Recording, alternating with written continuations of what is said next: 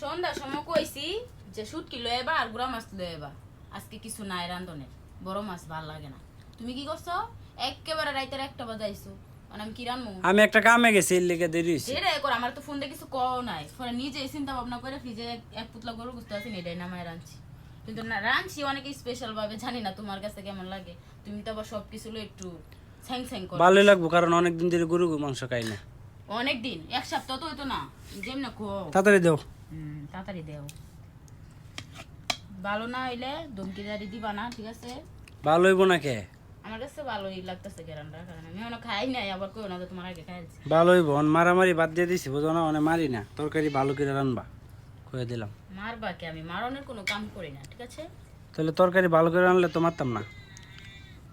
আমার প্রচুর পরিমাণ খিদা লাগছে, এই সন্ধ্যার সময় আমার খিদা লাগছে। এই যে ফোন দিতেছি, খবর নেই অনেক। বিলাই দেখান তো। এমন আর খিদা নাই এমন একটা। বিলাই রে দেওয়া না কি করে? এই যা খাই তো দেও একটু। যা। গরুর গোস্ত খাওয়া পছন্দ করে না বেশি, কি করে এই মাছ মাছের কাঁটা এগুলো পছন্দ করে। আর কুত্তা পছন্দ করে হইছে গরুর গোস্ত। এক একজনের খাবারের আইটেম এক এক রকম, যেমন কুত্তা বিলাই মানুষ, বুঝছো? তো আমরা গরু মাংস দেখাইতেছি, সবাই দেখেন। আর ভিডিওটা ভালো লাগলে অবশ্যই শেয়ার করে দিবেন, লাইক করে দিবেন, কমেন্ট করবেন। ভিডিওটা চাচ্ছিলাম না, কিছু জানো, সবাইকে আমরা বলে বিসমিল্লাহ কই নেই। বিসমিল্লাহ। আরে বিসমিল্লাহ কি শব্দ করে কইতে হবে এমন কোনো কথা? আমরা মনে মনে কইছি, এর লাগে আজকে মানে সবার মনেই কইলাম বিসমিল্লাহ না কই কি কেউ খায়? আমরা মুসলমান না। তো আল্লাহ হাফেজ, সবাই ভালো থাকবেন। ভিডিওটা কেমন হয়েছে বলবেন।